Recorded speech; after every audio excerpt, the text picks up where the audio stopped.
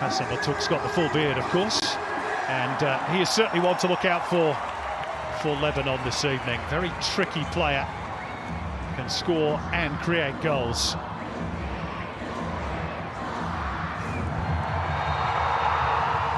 And off we go in front of this record crowd in Canberra, although some are still coming in through the gates outside. The Socceroos one step away from reaching base camp in their bid to reach a 6th consecutive World Cup, Daniel McBreen. Well, indeed, Simon. It's a great achievement if they were to do it. They are on the attack early. Craig Goodwin stealing it behind his Metcalf. His effort blocked and thumped away to safety. Well, I think Graham Arnold looks back at the last game against Lebanon. He'll say that they controlled the game without actually killing the Lebanese off. And they really came on strong, Lebanon, in the last 30 minutes and put Australia under pressure. And he'll be looking for a performance of a controlling manner, but also really turn the screw and kill the game off and really make a statement as they move potentially into the next phase. And a lot of eyes tonight potentially on Aiden Hrustic as that missing link, if you like, that midfield creator that, you know, a lot of people, ourselves included, thought was sadly missing in Qatar at the Asian Cup. Well, it's good to see him getting some game time at Clubland as well. He looked sharp on the ball when he first came on in the last match, so hopefully he can be a real game changer for the Socceroos. Here's Craig Goodwin, who's certainly had that label attached to his talents many times in the past. Watch out for his set-piece delivery with Harry Sutar coming forward. That combination has served Australia well in recent internationals. Talking of which, here is Big Harry. And now Cameron Burgess along the defensive line to Kai Rolls, who got his maiden international goal against Lebanon on Thursday. Metcalf. And Goodwin has stolen a march on the defender and fires in a low cross, and it's in! Second time of asking. Cassini Yengi has his first international goal. There might have been an element of good fortune in the end, but it's Goodwin the provider once again. And Cassini Yengi scores what Graham Arnold will hope is the first of many for his country.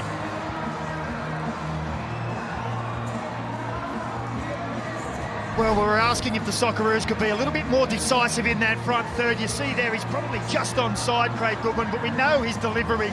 Look at that, right across the 6-yard box. What a ball that is.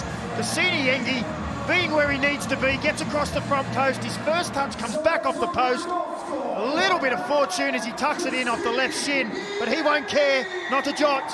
Wonderful ball from Goodwin and a fantastic start for the Socceroos.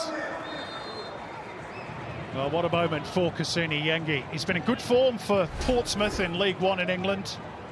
4 goals in his last 7 league matches, and he's not always a regular starter. But just as it was on Thursday in Parramatta, it took Australia 5 minutes to get the first goal at Combank Stadium. It's taken them just 2 tonight. And that's a difference that Craig Goodwin supplies. And it's his supply, the balls he puts into the box. It's that exquisite left foot. And you saw as he broke down the left, Cassini Yengi was waving his arms and pointing, put it there, put it there. And Craig Goodwin duly obliged and put it on a dime for him. Well, there's many who feel that Cassini Yengi is perhaps the long-term answer at number 9. Mitch Duke, who's on the ball here, might have something to say about that. He's been the regular incumbent over the last couple of years, and he's earned his team a free kick. And a penny for the thoughts of Miodrag Radulovic, the Lebanese coach, who will have laid down all those plans pre-game. Forget all that after 2 minutes. Not the start he would have wanted. And in fairness, their World Cup campaign will not be defined by these 2 matches against Australia. They are expected to lose both, and Radulovic has said that games in June against Palestine and Bangladesh are of primary importance for his side, but they would love to pinch something in Australia. Oh, of course. We heard him say in a pre-match interview that they're confident that they can cause an upset. If they can get anything out of it, it's a plus for them. And they gave Australia a bit of a scare in the last game. If that last 30 minutes you felt like if they could just snatch a goal, then the pressure would be turned on. trying to play a high defensive line, and Australia could get in behind, but it ricochets off Hassan Shaitu. And making progress down the left is Basel Girardi. Beyond him is Omar Shaban. Both appeal, and the verdict is goal kick. In fairness, Shaban didn't much, the AFC Wimbledon striker, which was perhaps instructive. Also goes by the name of Omar Bougil. In fact, I think that's his preferred name in England's League Two, but on the team sheet for Lebanon tonight is Omar Shaban.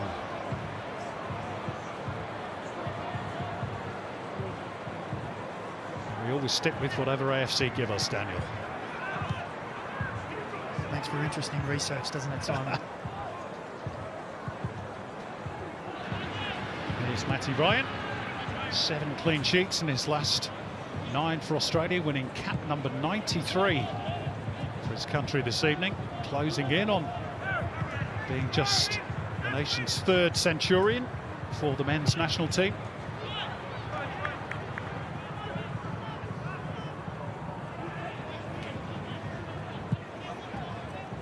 Here's the debutant, Hussein Sharafuddin, who plays for the Safa club. 26 years of age, so he's no spring chicken to be making his debut. Replacing Maher Sabra, who really put himself about on Thursday night. Perhaps feeling the after effects of that contest. A nudge by Ali Tanish. And out off the boot of Khalil Khamis for an Australian throw-in. Graham Arnold looking nice and relaxed after that early goal. Admitted his team maybe weren't quite at their best on Thursday. No doubt wants to see a little bit better this evening. Craig Goodwin again stolen a march on the left-hand side. It went more central in the direction of Yengi, but beyond him too. They're playing a dangerous game, Lebanon, aren't they? Keeping that high defensive line. Leaving plenty of space between the keeper and the back line. Cassini Yengi and Mitchell Duke are both willing runners off the shoulder of defenders. And from what I saw of Mustafa Mata, the goalkeeper who's cleared the ball upfield there, not sure he's that much of a sweeper keeper either. To fill those gaps, Khamis, rather unceremoniously bundled into touch by Craig Goodwin.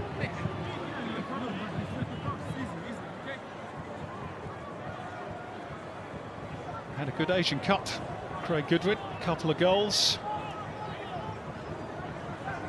Couple of assists as well. Scored against Indonesia and of course against the Korean Republic in a game that ended so disappointingly for the Socceroos in Qatar. Hooked forward by Hassan Shaitu. No foul by Metcalf on Girardi. Drilled crossfield by Goodwin. It was a fraction high for Mitch Duke, but his perseverance might still get him there. Maybe a little bit too much in the end. Free kick Lebanon. And still a problem with Basel Girardi. Gives us a chance to look at the goal again. Macca. We just look at this ball from Craig Goodwin. It's a striker's dream, really. Just first time across that 6 yard. It's a real dangerous area for goalkeeper and defence. And Cassini Yengi doing what strikers should do with a celebration to match. You got to love it. Yeah, well, that's Craig Goodwin's traditional celebration, but Cassini Yengi's joining in. Well, he's never been shy with the celebration, has he, Cassini Yengi, over the years? A very confident young man, which is great to see. And by the way, most people will immediately think, oh, Usain Bolt, when you see that celebration. It's not, it's Fernando Torres. That's the original tribute celebration by Craig Goodwin. One of his favourite players growing up. Now, Yengi has gone down and looks in real discomfort. Just jarred the knee and has stayed. Oh, he got a kick actually as well. Yeah. I'm hoping it's just that contact is the initial. It's a painful one. Yeah. But probably nothing more than that. Well, you hope not anyway. We'll keep a watching brief on Cassini Yengi.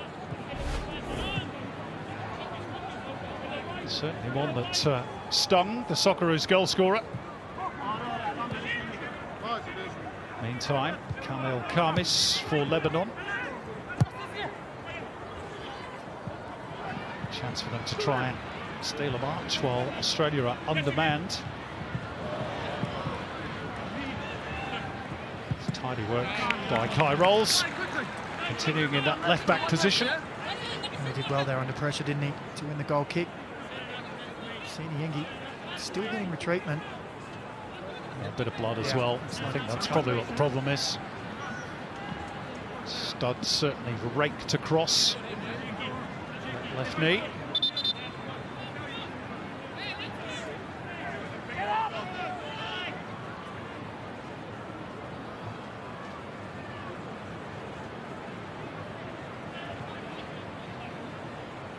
Australian substitutes warming up just in case. Bruno Fornaroli and Adam Taggart, no doubt. Just having a look at Kusini Yengi and thinking, well, if he's not good to go, then it might be my turn, but I think he's going to be all right. Ball bounced up and potentially onto the arm of Metcalf, but no whistle. Here's Girardi and Hassan Matouk. It's a good first touch by the Lebanese captain, but it's got away from him. He always looks dangerous, doesn't he, when he's going forward. Matouk, he was good in the last game. Of experience. Kusini Yengi is back with us. Graham Arnold giving the thumbs up to suggest there's no serious damage.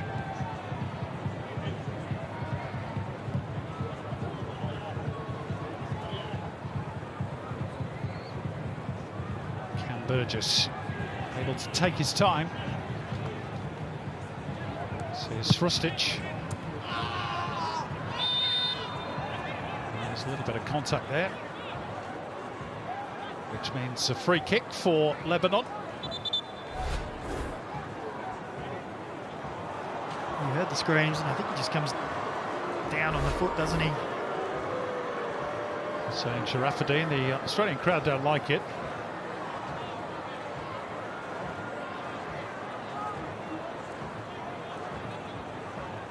Not sure Mitch Duke does either. Was it Mitch Duke? Or was it Jones? I think Jones fouled him and got out of there quickly. It was Mitch Duke because he's picked up a yellow card for that.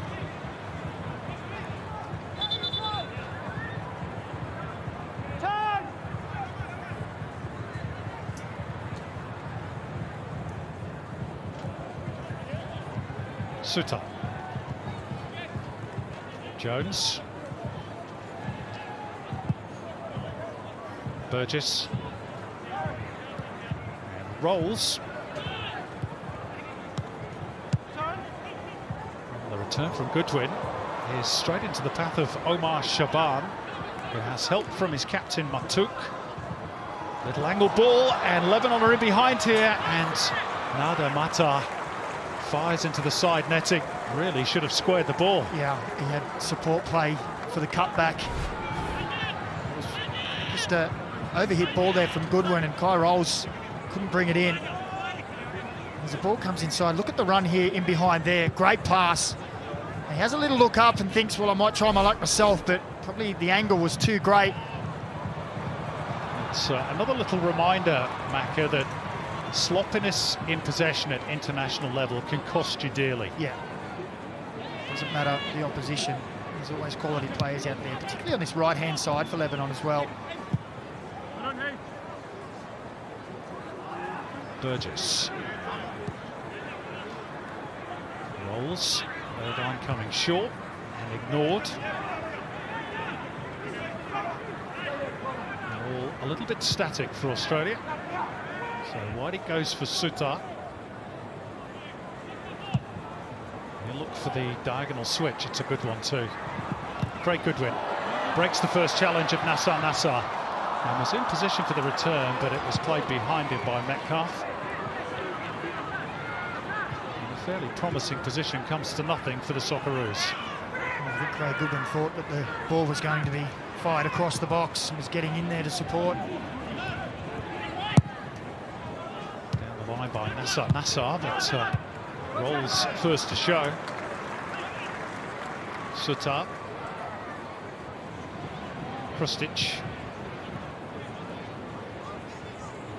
We saw a lot of this on Thursday night. Lebanon into their defensive block, 5-4-1. And the Omar Shaban left in a more advanced position. If they can pinch the ball, they could be in. Instead, Australia progressed through Metcalf. And it might just find its way through to Goodwin. It does, thanks to the latter's determination. Irvine. Metcalf gonna go. Oh, that one was right into the midriff. Khalil Khamis, who stays down. Lebanon break forward. It's Omar Shaban on the left.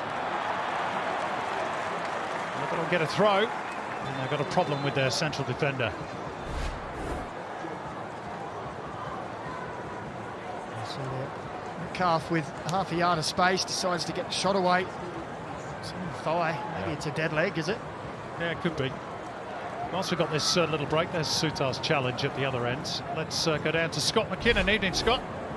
Good evening, guys. Great atmosphere down here. So much gold in the crowd. And when they scored that goal early, when Yangi made the breakthrough, it was a really big roar. It was pretty high-pitched because I've got to say, family-friendly. Lots of kids out on a school night tonight, all wearing their gold, looking for an autograph too. I had kids asking me during the warm-up, can you bring them over?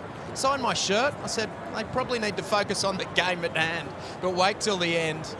You can see this midfield, this kind of new look midfield, just trying to work each other out, find that rhythm. But yeah, Arnie, he's walking up and down, prancing along his technical area. He wants more, and he knows this team can deliver because they want a big one after the 2-0 win last week. Thanks, Scotty. Would you say he's prancing or prowling? Prowling, I think, is probably more apt, yeah. Now, chance here for Lebanon. Ali Tanish took it quickly. Hassan Nassar trying to play in Hassan Matuk, second phase possession. Lebanon stirred it back pretty high up the field. Matuk on the ball. It's Nassar with him. He went for the cross. And there were just too many bodies in the way. But again, Australia a little bit untidy in possession. Here's Nada Mata, charged down by Irvine. Good little spell this for Lebanon. Not a good ball though by Sharafdin. Not a good header by Rolls. Hassan Matuk to square it up. And they're queuing up here. Oh. Well, that was a very, very presentable chance. And unfortunately for the Cedars, they've rather butchered that one. Well, that's the moment there where Kai Rolls needed someone just to talk to him, tell him he has the time to either bring it down or just to cushion it back to Matty Ryan. And it comes out, and as you say, it's not a bad opportunity. Here's Nada Mata again. Brought down nicely by Goodwin. Metcalf. He'll try and move the ball quickly. He's managed to regain his balance and keep possession of the ball. This is quite the run from Conor Metcalf, with a touch of good fortune in it as well, but not the finish. And he's still waiting for that first international goal.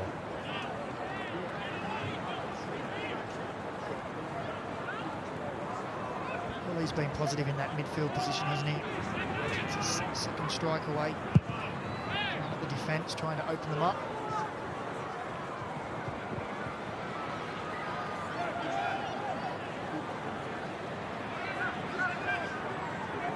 Jackson Irvine.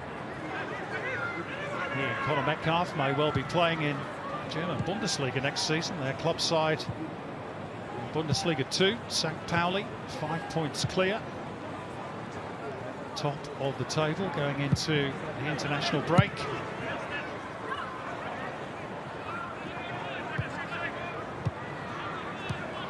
There's Kai Rolls, whose own club Hearts have got a Scottish Cup semi-final to come against Rangers. See that one live on Paramount Plus.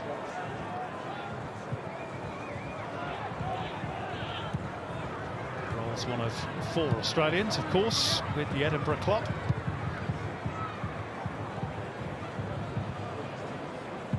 It's like a little Australia in Scotland at the moment, isn't it? Plenty of Aussie players over there.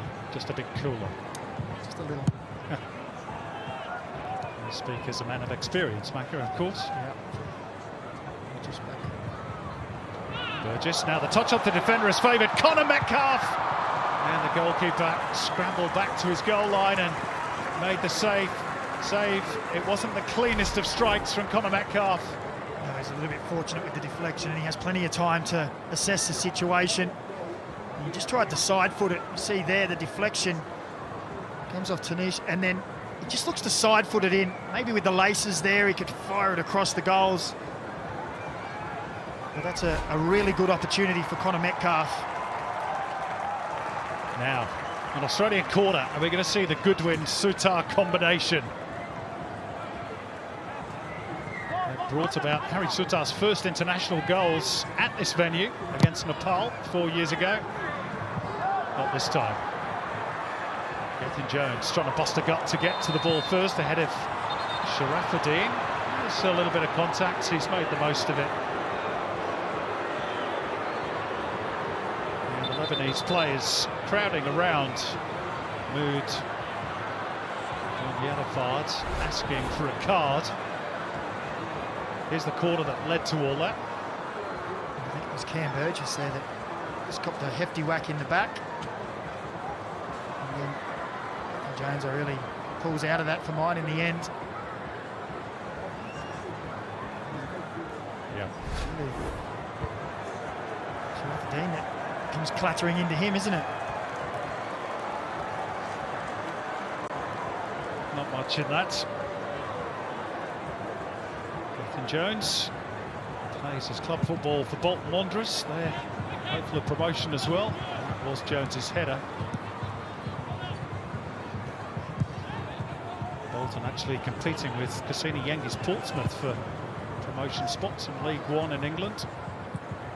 Brought down nicely by Hassan Matuk. That's a clever ball too, but Rolls read it well. Matuk just has that little bit of spark, and two Australian players go down, both as if they'd been hit by snipers, Metcalf and Yengi. And the Iranian referee gives Australia a free kick. Well, Metcalf did feel the contact. There's the give and go. Just a little clip of the heels there. Cameron Burgess had a fair bit to say there to the referee. I was just reminding him that there was more contact in that one than perhaps was the case a minute or so earlier up the other end of the field on Sharafuddin. Anyway, conversation's over.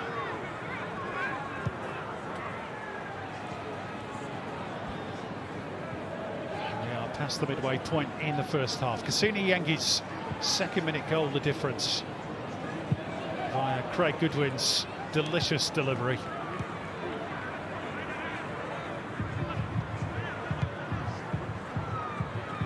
Burgess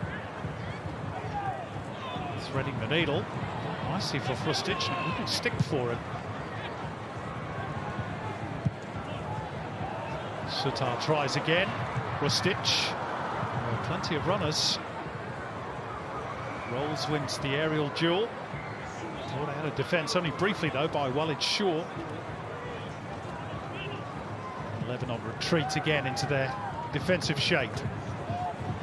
Slung out towards Goodwin. Behind him is Rolls. And further back is Cameron Burgess.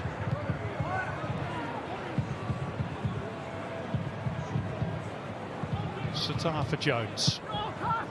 Yengi's touch, but an errant one. Straight at Omar Shaban.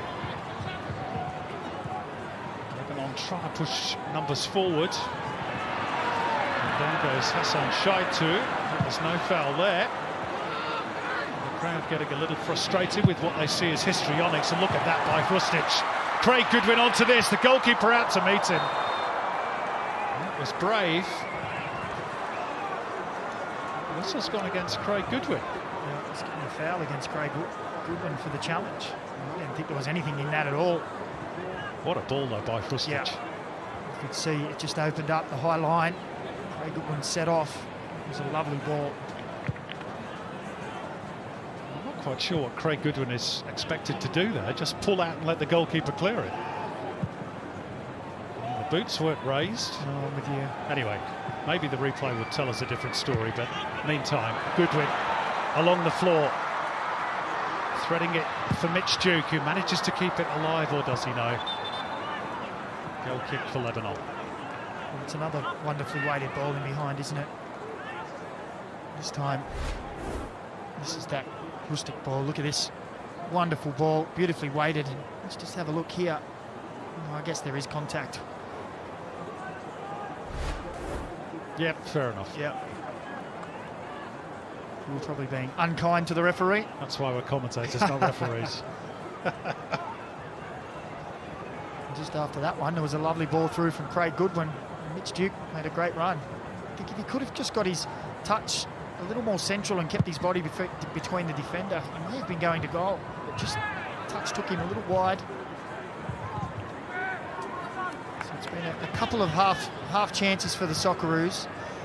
Sometimes when you get that early goal, the urgency can go out of the game, can't it? It seems to have sucked a little bit of energy out of the crowd as well. It's like, okay, well, we're expecting you now to go on with it. But we're being very patient, waiting for that opportunity. A crowd that tonight should beat Australia's best ever here at this venue, which currently stands at 20,032 for the game against Kuwait in 2009. A game Australia lost, incidentally.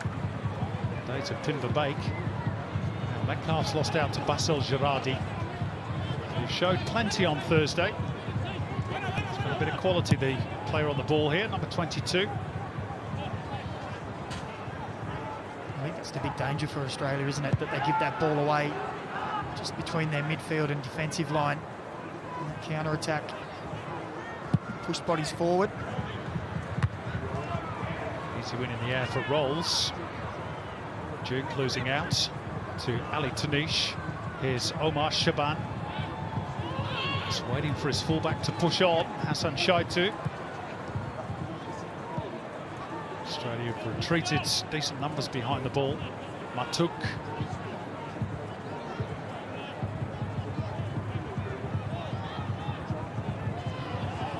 Rolled back towards another Mata, and all the way back to Mustafa Mata, Lebanese goalkeeper. It's good poaching in midfield by Ali Tanish. Right idea too. It's a good slide, that, and retrieval by Conor Metcalf to prevent the ball from getting through to Matuk. There's just those little moments, aren't there, for Lebanon? Yeah, those danger moments. The Socceroos have good possession and they get bodies forward. If they turn that ball over midfield, there's that block of 4 and 1. And they look to go very quickly.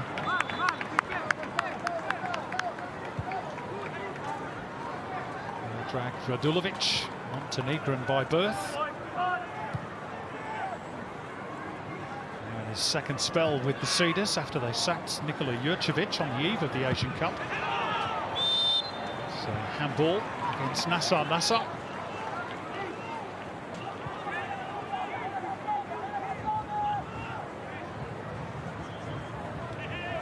Here's one of their standout performers on Thursday night. Can't use your hands in this game, though. Unless you're the keeper. Exactly. You were just about to say that. I was, yeah. And I was just assessing Craig Goodwin here. He's just moved that ball just a little closer to the 18 and a little wider to give himself an angle.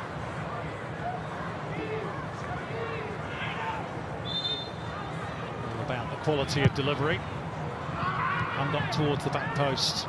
Lebanon defend it well. Jones first to react. Here's Aidan Frustic. Angle it centrally towards Cam Burgess. Now Australia committed numbers forward. Maybe Lebanon can catch them on the counter, but there's no way past Metcalf. And an untidy challenge by Nassar Nassar brings that particular raid to a close. Well, they do look Nassar Nassar, don't they? And Matuk look to combine really well. They seem to have a really good understanding. It was a good challenge to break up the attack on that occasion, and then just leaning into Craig Goodwin drew the foul. Again, that high defensive line for Lebanon. There are spaces in behind that can be exploited with the right release Krstić, one of those capable of providing it. Goodwin wants it. It goes the other side this time. Sharafadine in the way. Forward by Jones. Off well in Shaw. Loose ball favours Yengi. Now Goodwin in position. 3 in the box. Oh, and Krstić looks to the floor as if to say he got a bobble at the crucial moment. It's gone way, way, way over the top. Well, I'm not too sure about the bobble. That was a wonderful ball from Yengi. And then Craig Goodwin has a little look up, you see there. And he's just leaning back and stretching, isn't he? And that almost went out of the stadium. I don't think he can look at the pitch there. He's just got that all wrong. Some of the quality of the balls into the box from Craig Goodwin. Yeah. Well, he could have easily just whipped that across the 6-yard again, but there was plenty of bodies there. Kusini Yengi had made that run. Cutback was the better option. Well, that's loose from Irvine. Forward by Matar. This is Girardi. Hassan Shaitu on the left.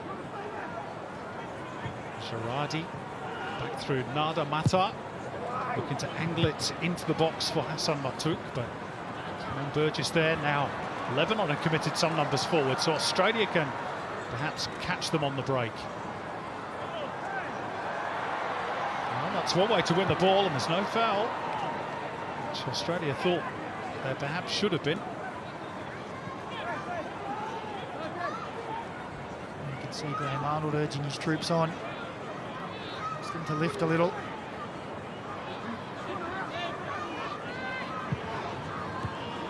Hassan Matuk.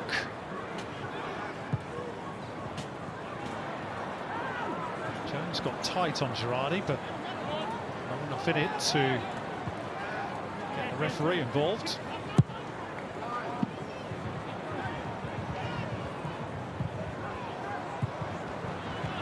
It's nicely played. Rolls. Goodwin.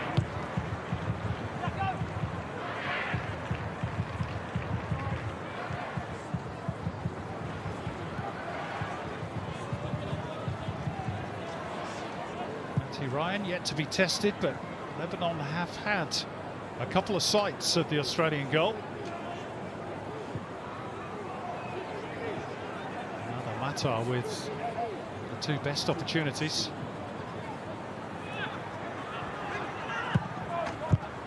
There's Goodwin. Metcalf. Kamis making sure he stuck like glue to Metcalf. It is an Australian throw, which Lebanon can't quite believe. The referee just has a check with his linesman, who doesn't particularly want to get involved. Let's have a look. It was an aggressive play there. Yeah, that should be a Lebanon throw. Yeah, it should be.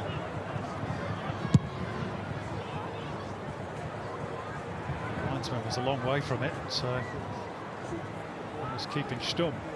The Lebanese substitutes were right there, weren't they? They were straight into the referee. Sutar. Jones. Yengi with time to turn. Jones got it stuck between his feet a little bit, and Lebanon get the throw. It's incidentally the 250th international that Australia are playing against opponents from the AFC region, which of course Australia has been a part of since 2006.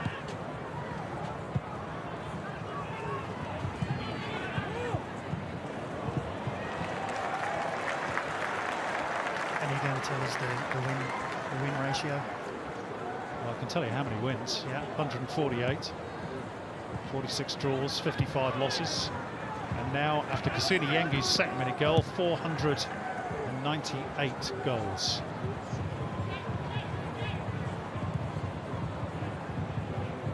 Well, there's the target, isn't it? 500 for the evening. Who's going to be get it? Good first-time ball by Goodwin, but it's an awkward one for Metcalf to control.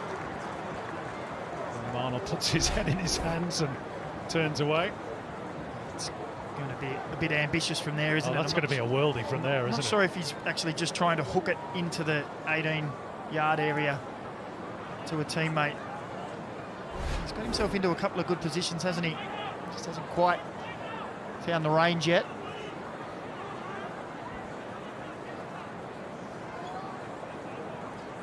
Graham Arnold be happy so far?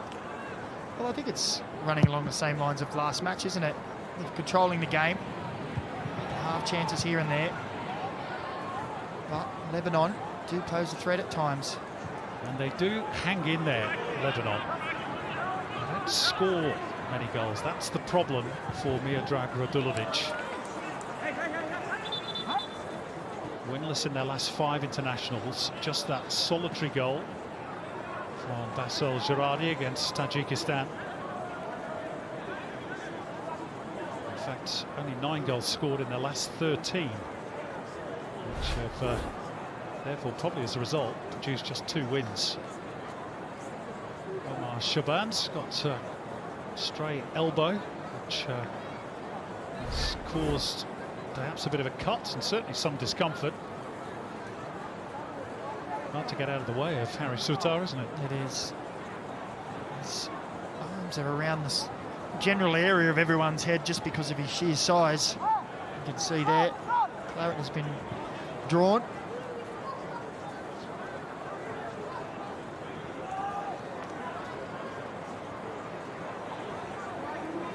Omar Shaban, a good illustration of Lebanon's lack of goals. It's his 16th cap tonight. Scored only the once at international level. That was against Jordan, and that was almost 6 years ago. Here's Nassar Nassar. Lebanon have a corner off Kai Rolls. It's tidy play from Nassar Nassar again. Good on the ball, sharp feet. And they'd really like Omar Shaban back on the field, because he's one of those that could get on the end of this corner, but he's going to have to take his time, unfortunately, whilst they tend to that eye wound. And I can tell you that off camera, the Lebanese goalkeeper Mostafa Matar has gone down as well. Maybe this is a tactical delay so they can get Omar Shaban back on the field. Yeah, I think maybe that could be the case.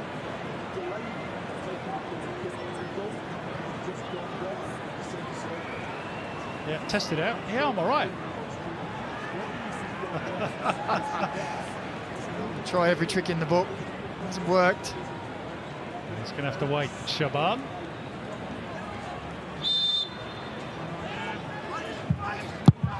Matuk goes all the way back to Nassar Nassar, and he's there for the return. Still Hassan Matuk.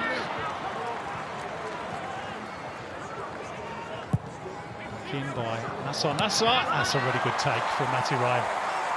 Virtually the first real work he's had to do tonight, and he was more than up to the task. Well, they looked a little dangerous from the corner, didn't they? The short corner routine. They got in behind. Matty Ryan, safe as houses on the second cross. Forward by Irvine. Krustic spun not once but twice and was then upended.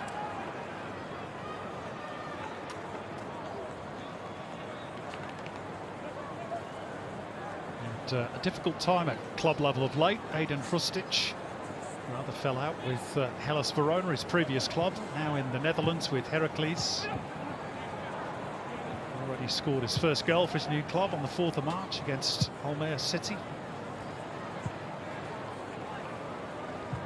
Very much a key player going forward for Australia.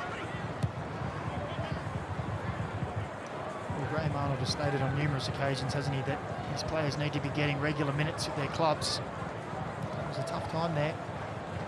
It's good to see him back out now playing regular football. It's one of the reasons he missed the Asian Cup, of course, in Qatar. Irvine playing in that deeper role this evening, which means he starts the forward momentum. Burgess. High defensive line again from Lebanon. Irvine. Australia passed through it. Not quite. Get another go through Irvine. Metcalf. Rolls. 5 minutes to go before the break. We are, as you were, in Parramatta on Thursday. An early goal, the only difference. Duke. Driven back towards Sutar. Looking for that switch again, maybe with Goodwin. Sutar goes short instead for Jones. 1-2 with Duke, and Jones will get to the byline. This looks more promising. And slid out for a corner by Hussein Sharafuddin. Well, it was lovely one-touch football from the Socceroos down that right-hand side, and Jones showed a good turn of pace there, didn't he, to get him behind. And again, Lebanon defend well.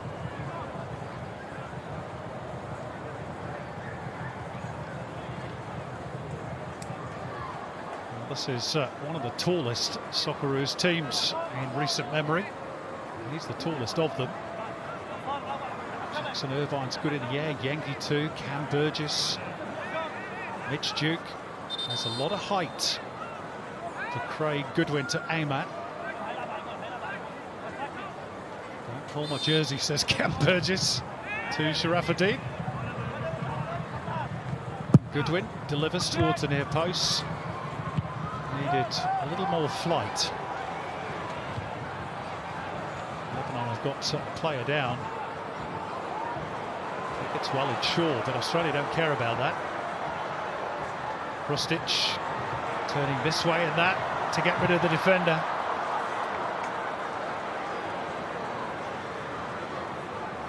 Goodwin still on that left side. It's a teasing delivery.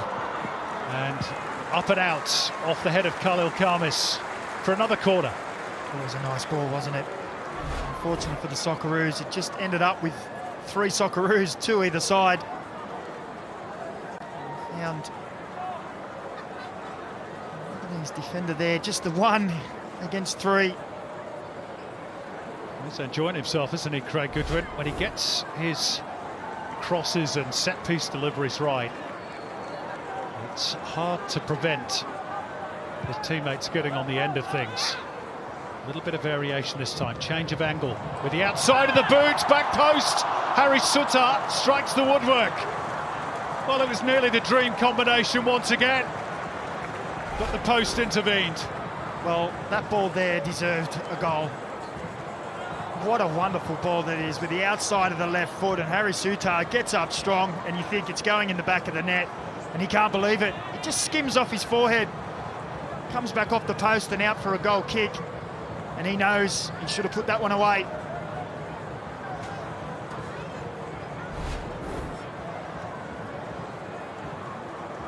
Graham Arnold muttering a few things under his breath. Feels his team should be further clear. We've got another stoppage here for an injury, I think, to Walid Shaw.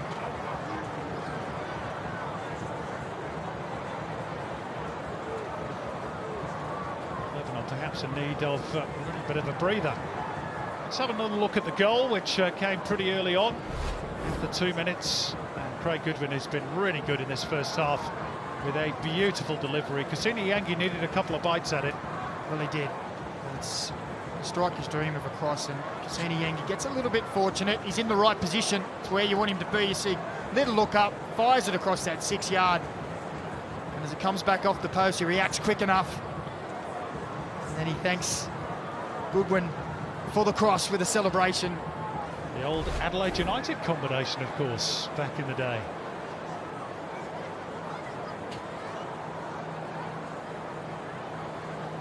Well, he's put a few balls in tonight already, hasn't he, Craig Goodwin? Such a game breaker for the Socceroos, the delivery. So often finds its mark. It's a fairly lengthy stoppage for Walid Shaw, former Luton Town junior, who was born in Freetown, Sierra Leone. He his mum is from, but his father is Lebanese. Actually called up once by Sierra Leone back in 2019, but didn't play.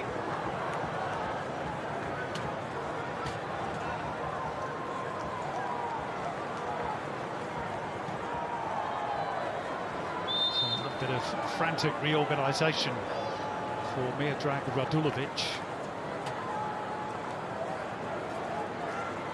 Just for the moment, whilst they're down to 10. And we're into the first of 4 minutes of added time. Tanish manages to find a gap for Hassan Shaitu. On the right is Matu, but Kyrol's cushions the header back to his goalkeeper. Walid Shaw is ready to return. He's being kept waiting, and Lebanon are frustrated by that. Now they're back to their full complement.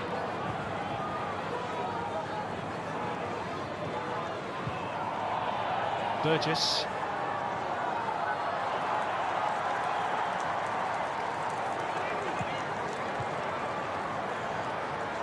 Almost got away from Mitch Duke. Good recovery. Goodwin. He's after the return ball from Jackson Irvine. He's going to get there as well, you know. And somehow he's managed to pick out Yengu, lets him run, and Rustic surely had his legs taken from underneath him. Referee was well positioned, but said no foul. And the crowd certainly don't like it. And it did seem, at first glance at least, that there was contact, but again, we are yet to see a replay. Here we go. It is. I think that's a foul. Yeah, I think it is too. Let's have a look there. Yeah, it definitely comes through, especially with the trailing right leg, and claims, takes Rustic out. You can see there, the right ankle. It's a clear foul. And again, it comes off the back of some really industrious play down the left-hand side from Craig Goodwin, who did really well to keep the ball alive.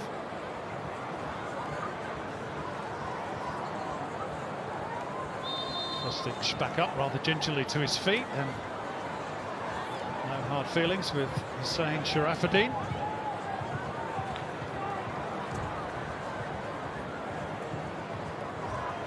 Metcalf. Good touch out wide by Duke, who was then impeded. And the cross is seen behind by Walid Shaw. Another corner. And Lebanon will just want to get to half-time with the one-goal deficit. I thought it was a corner. It's Throw-in. Irvine. Rustic, for that little running behind of Goodwin. It's good improvisation by Nasser Nassar. Ball's gone out of play. Australian throw.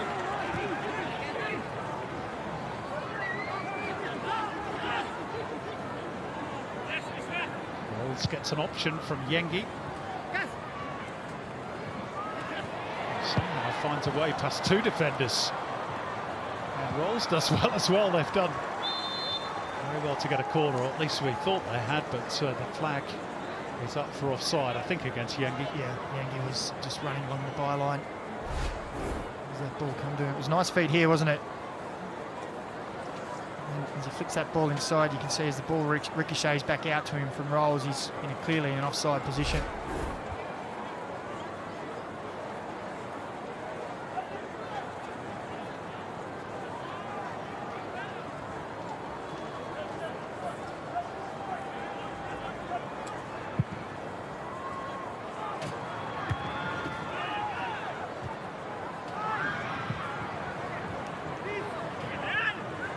Another matter for Lebanon.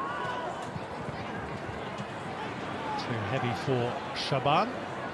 4 minutes of stoppage time is up. And the Iranian referee says that will do. Cassini Yengi's goal, which came after just 2 minutes, is the difference. A peach of a cross from Craig Goodwin that Yengi forced in at the second attempt. They might have had another from Goodwin's prompting, but Harry Sutar struck the post when really probably should have scored. One or two little glimpses from Lebanon, but it's been a similar story to the one we saw on Thursday night in Parramatta. And at half-time, it is the same scoreline as well. It is Lebanon 0, Australia 1 at the break. And talking of breaks, we're off to one ourselves. You can hear what the panel, led by Tara Rushton, think of what we've seen over that first 45 minutes on the other side of it. Don't go away.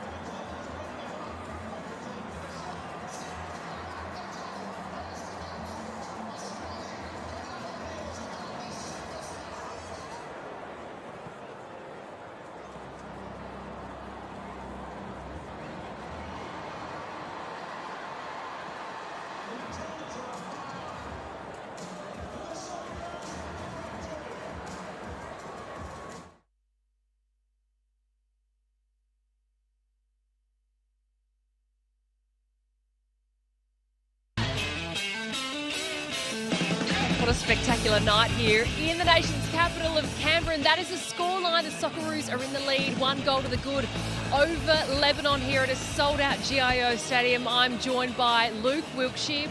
The perfect start, yet again similar in many ways to what we saw in the first game on Thursday night. A really bold opening goal really early, which is fantastic to get it underway. What did you make of the first half overall, Lukey? Oh, look, first and foremost, look, in the second minute, a fantastic ball. We see Goodwin coming in. We know about his delivery. It's a fantastic ball in the box. Look, a fantastic run from Yengi. Although he didn't quite make it the first time, a nice ricochet in off the left shin. And the perfect start, like we said, after 2 minutes. And then you want us to go on with it. You really want to see us go on, put our foot on their throat and go on with it. And we had moments and we controlled possession, but again, a few sloppy mistakes. We've seen him creep in again. We've seen this man, Shaban. He's been a threat. Matuktu, we spoke about the captain, a good forward run, and this is the quality that Lebanon are lacking at the moment in that front third as well. But again, like I said, we've dominated possession without really threatening their goal too often, apart from the Metcalf chance that we see here, where I think he should put his laces through this. This is a timid effort. A player maybe full of confidence. He's putting his laces through that. So that was probably the best chance other than the goal we scored. And this cut back to Hrstic, who has been lively, but there he just got that one all wrong. And I know he looked at the ground, but I think he got that all wrong. Aiden Hrstic as well, making that first start for the first time since September in 2022. Craig Goodwin, though, has been so dangerous whipping those balls in from the left. And Harry Sutak was so disappointed because he does pop up in those spots as well. He's the tallest guy out there to get them off his head. Talking about the Subway subs, who would you potentially be bringing on come the second half, Luke? Yeah, look, for me personally, I think I'd love to see Hrstic come in as a number 10. I'd love to see someone like Nisbet Sami Silvera who can play in the tight areas and create, come on and give them an opportunity to really try and break open this Lebanese defence. Yep, we're going to see whether they will come on and what they can do. Do not go anywhere. We have so much more. Heading away live from GIO Stadium. The halftime show continues after the break.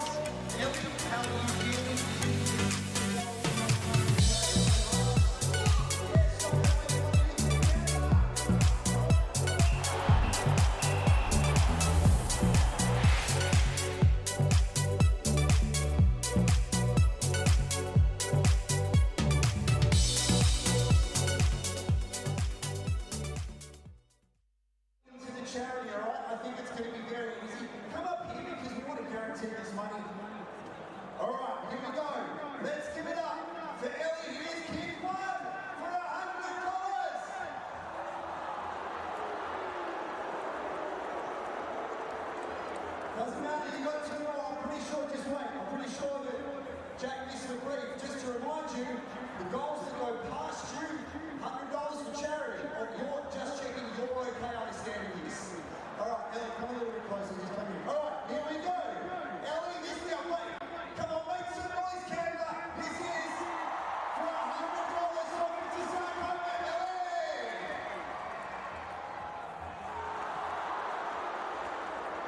Celebrate. Good. Have a look at Jack just for a moment. Have a look. Have a look. How old are you just quickly? All right.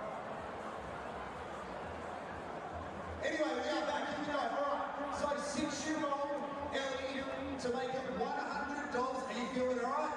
Yeah. So are we, because I know that you are going to get the goal here, $100. So if it's a Sarkova, hey, let's make some noise for Ellie. Come on! Yes! Well done, Ellie. Good celebration. So there's $100. The thing is, I'll be honest with you, I didn't really like what old mate here did because it's for charity and he almost made this kid cry.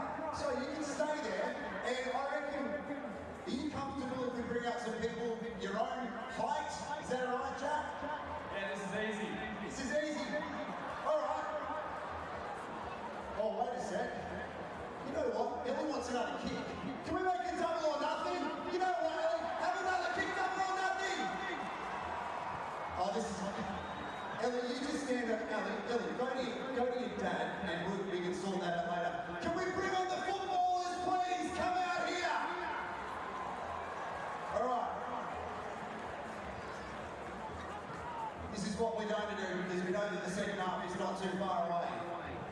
Boys, this is the next generation of footballers here in Canberra.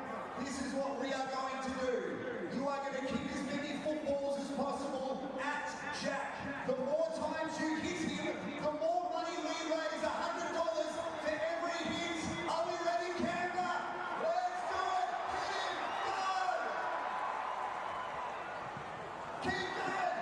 Keep going. Smack it into him. This is what happens when you make a kid cry. There you go. How does that feel? All right, stop. All right, stop. Hey, calm down. Jeepers.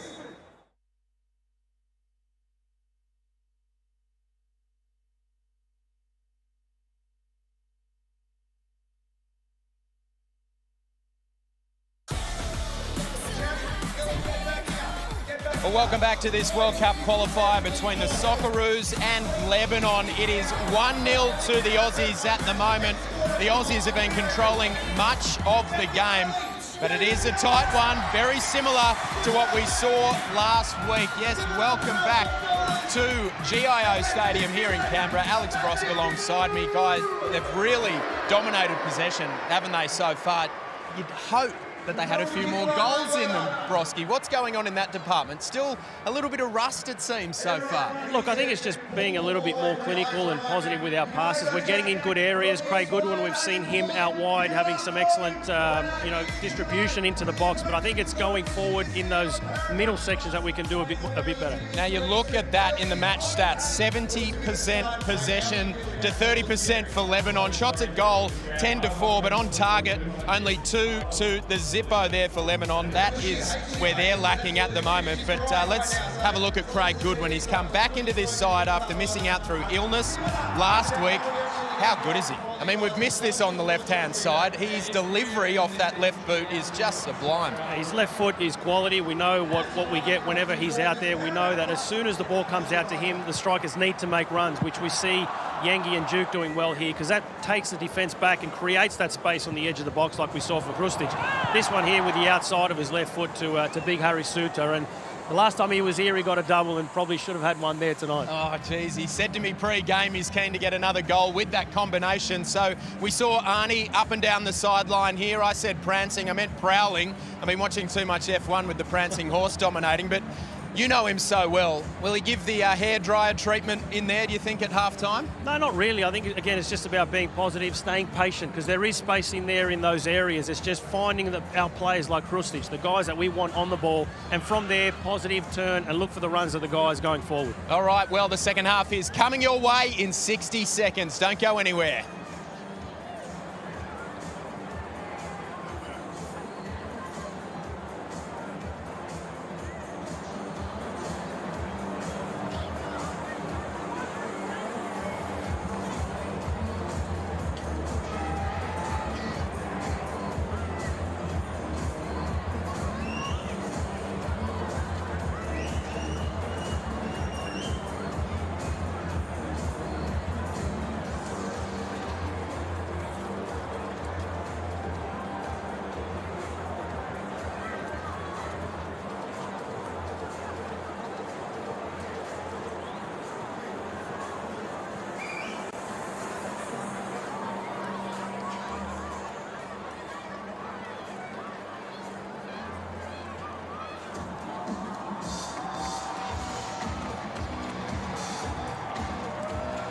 Can you please welcome back out to the pitch your Socceroos?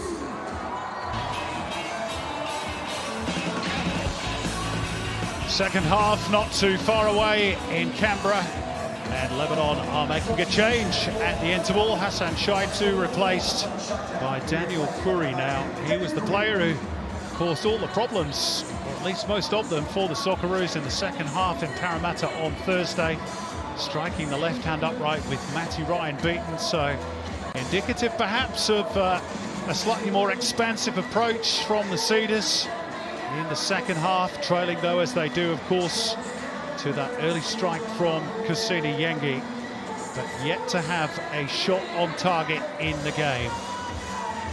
Graham Arnold will hope it remains that way. He's gone with the same starting 11 that kicked the game off as Lebanon get the second half back underway. And immediately Mitch Duke dispossessing Sharafuddin and then brought down by the new entrant Daniel Curry, and his first involvement in the game brings about a yellow card, which is Lebanon's first of the night. But maybe he felt he had no option, Daniel McBreen. Well, it was a poor turnover, wasn't it? And Mitchell Duke was away and was bearing on that, down on that penalty area. I don't think he had a choice. He had a great impact in the last match.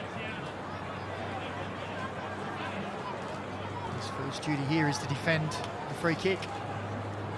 Daniel Curry, or Daniel Lahoud as he's also known as, 25 years of age, actually born in Veracruz in Mexico. His father is Lebanese, part of the huge Lebanese diaspora, which numbers over 8 million apparently, which is more than the population of the actual country. Here's Goodwin's delivery, and it's a beauty, and nodded on and touched in at the back post. It's Jackson Irvine who gets the congratulations. Harry Sutar had the first header, which Mostafa Matar could only push away, and again Lebanon have conceded within a couple of minutes of the start of the second half. Australia 2 to the good. Jackson Irvine right in the right place at the right time. Well, it's a disastrous start to the second half, but it's a wonderful ball from Craig Goodwin, and as it's palmed out from Matar, I think it's one of his own teammates there, you see, that gets, it's Girardi at the back post. He couldn't do anything about it, couldn't get out the way, and it just comes back off his shins and into his own net.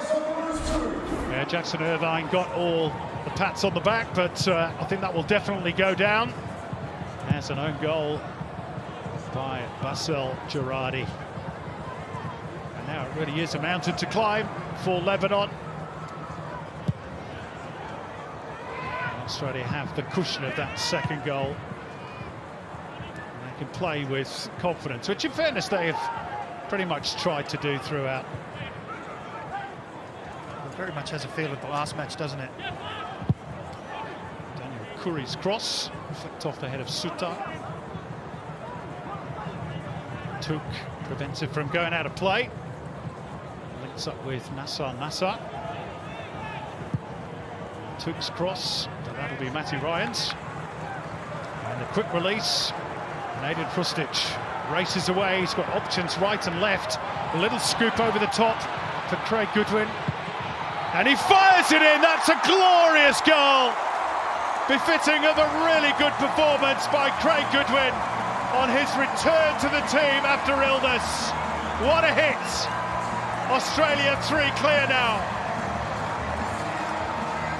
Well, what a sweeping move from the Socceroos. Matty Ryan started it with a quick release at the other end. And as the Socceroos broke free, they had the numbers. And as Rustic had a look up, the little scoop over the defenders, clearly onside, you can see there Craig Goodwin, and he had to check his run. And as he does so often, he chests it down, and what a finish that is. You thought it may have just lost momentum here as it slowed down, but never, ever question the left foot of Craig Goodwin. Lovely first touch, and look at the finish on that. It just bends away, lovely trajectory. And it's a dream start for the Socceroos in the second half. Well, he's earned that goal with his performance tonight. Of course, he was involved in the second goal as well with the initial free kick.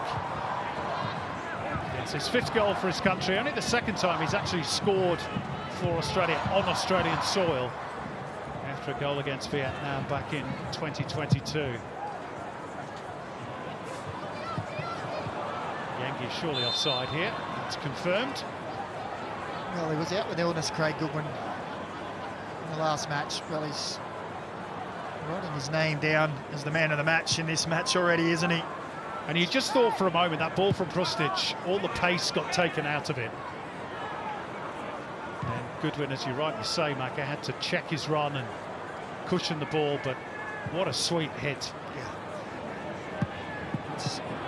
player that when they're in that kind of area, striking the ball across a keeper onto the left foot, we've seen all the different possibilities tonight. We've seen in-swinging corners, we've seen out-swinging with the outside of the foot, we've seen strikes. Beautiful array of talent. Here's Shaban for Lebanon. Nada Mata is going to have a goal, and it thunders back off the crossbar. And Lebanon were inches away from having their first ever goal against the Socceroos. Some encouragement for Miodrag Radulevic's team. Matty Ryan didn't know too much about that one, did he? He just stood and watched. A cannon back off the crossbar. A little warning sign for the Socceroos that job may not be done just yet. Well, that's twice they've hit the frame of the goal in this series of games against Australia. That's a yellow card for Ali Tanish. Clearly going through the back of his opponent.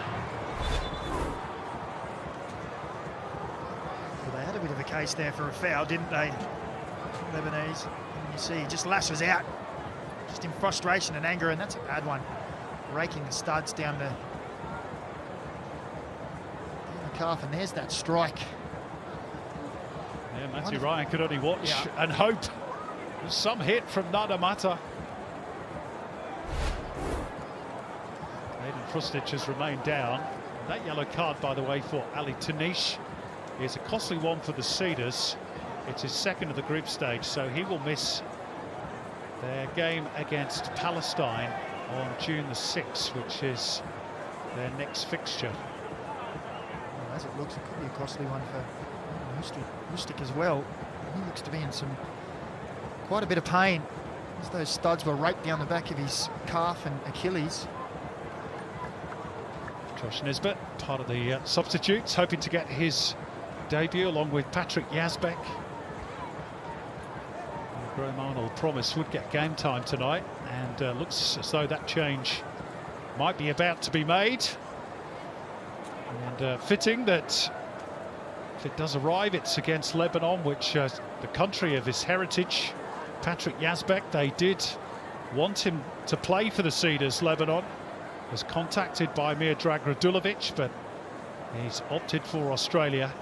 And this being a competitive game, of course, will lock him in for the Socceroos. But yeah, there is concern over Aiden Frustic. Here's another look at it. You see that? That's frustration, and that's a nasty challenge. Studs raking down the Achilles of the Australian midfielder, and he's barely moved since. I've called for a stretcher here. Whether it's going to be necessary or not, I don't know, but Frustic just says, I don't need that, but oh yeah, that's bad, isn't it? That's the worst angle, I think, of the lot that we've seen. You just see the way that it was the rake, but the way his ankle rolled as well underneath it. Let's hope that's nothing too major, because he's just started to get back into some consistent football. Worth more than a yellow, that? Yeah, I think it's borderline, yeah, I really do. Yeah. It was a rash challenge out of frustration that was nowhere near the ball and was very cynical. And wouldn't have disagreed if it was shown a red, to be honest. Well, Frustic is helped away, and it's going to be a debut for Patrick Yazbek. Let's hope that's not too serious for Aiden Frustic. As one door closes in football, of course, another one always opens. And here is the 21-year-old Patrick Yazbek, who becomes Australian cap number 641. Former Sydney FC player, of course. Graham Arnold with a consoling word and a hug for his stricken midfielder. And we'll try and get word on what the diagnosis is for Aiden Frustic. Meantime, Metcalf. Mitch Duke managed to keep his feet, did really well.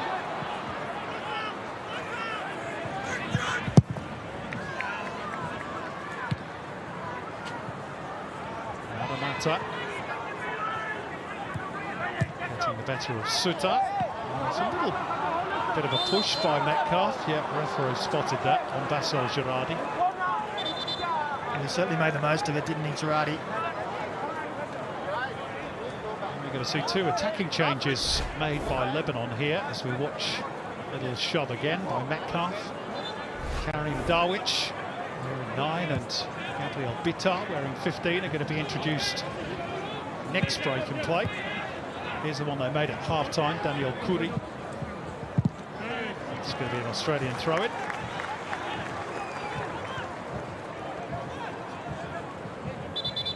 It's the two changes for Lebanon. Karim Darwich and Gabriel Bitar, both of whom were used off the bench as well in Parramatta on Thursday.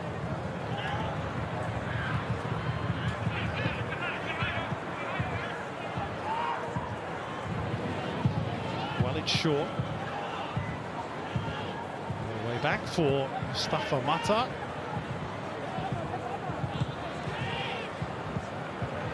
Oh, Mata took a risk. Got away with one. Well, it was close, wasn't it? Heart failure if you're the Lebanese coach.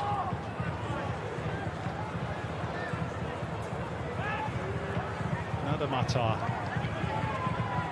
Whose effort that thundered back off the bar has been Lebanon's best of the evening so far. And I'm hearing he's the one that's been to be replaced. One of. By the way, just on Nader Mata, his junior career with Sporting Lisbon and Atletico Madrid, so obviously quite a talent. He's 31 years of age now. Here's those changes for the Cedars. Hassan Matuk, who's 36 these days, takes his leave, and we should pay tribute to him. He is one of the Lebanese greats, and we won't see him again in Australia. He's going to retire after the World Cup qualifiers, along with the great Roda Anta, probably the best ever produced by that country. He's had a terrific career. Diego Maradona once said he was impressed after watching him. That's high praise indeed. So congratulations to him on a terrific international career. Like Nani echo those words. Top scorer, most caps. It's been going since 2006, so really splendid career, international career. Well, one change has been made. They're still arguing over the second one. So Gabriel Bitar, he's going to have to wait a moment. Perhaps they got the wrong number on the board. All very confusing. Meantime, Lebanon waits to take their free kick.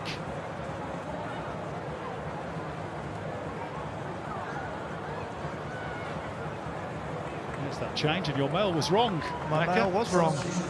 It's Ali Tanish who was replaced by the Ottawan-born Gabriel Bitar, plays for Vancouver FC in the Canadian Premier League. Here's the free kick. Kyrol's got it partly away. This is Nader Mata, charged down by Yengi. Darwich. Cross way too deep, and that'll drift behind harmlessly from an Australian point of view. Well, I just think maybe on that substitution, Simon, they heard you mention that Natar had been one of their best, and they second-guessed themselves and made a late change. Sure. Yep. Your word has a lot of weight.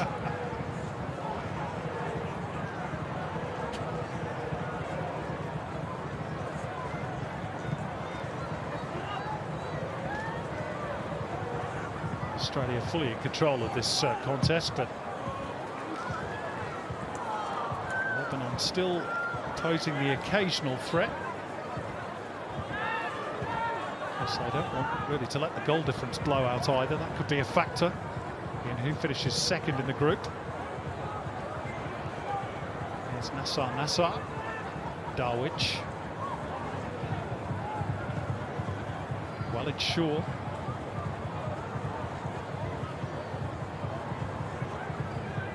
Touched by Sharafuddin for Daniel Kuri. No direction on that from Irvine. Got away from Omar Shaban. think he was expecting Sutar to just come in the back and give him a nudge, and he got spooked by Big Harry, didn't he? Harry had stepped wasn't back. Anywhere near him.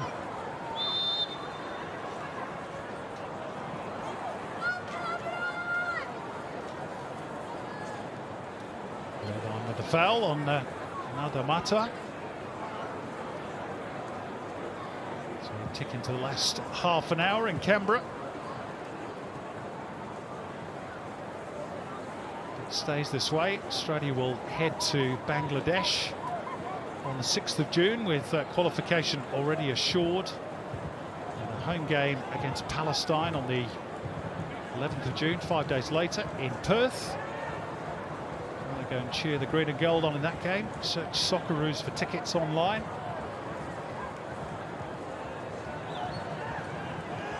And then it's on to the final stage, or at least the next stage. Probably should be the final stage of qualifying for Australia. With 8 qualifying spots this time around, of course, for the expanded World Cup in North America. Yazbek. It's apparently looked nice and bright in training. Paddy Yazbek earned his chance tonight. Well, he's had big raps on him since he came through at Sydney FC. There's plenty of talk around him as being, or having the potential to be, this kind of player for the Socceroos, to come in and reach this level and go even further. Gets to stick out there tonight for the first time. Still a part of the or potentially part of the Ollie Roos squad as well that could go to Paris for the Olympics later this year. Talking of which, they're playing the final of the West Asian Championships tomorrow morning against the Korean Republic. Best of luck to Tony Vidmar's team. Head of the AFC Under-23 Asian Cup. Now Conor Metcalf has turned into a bit of a blind alley there, and he's, I reckon, a little fortunate that he got away with that. Yeah, the Lebanese a little frustrated with that one. They thought they did just enough with the pressure. Continue to breathe them, really. There's maybe a clip on the heel there, but I think Metcalf just made the most of it.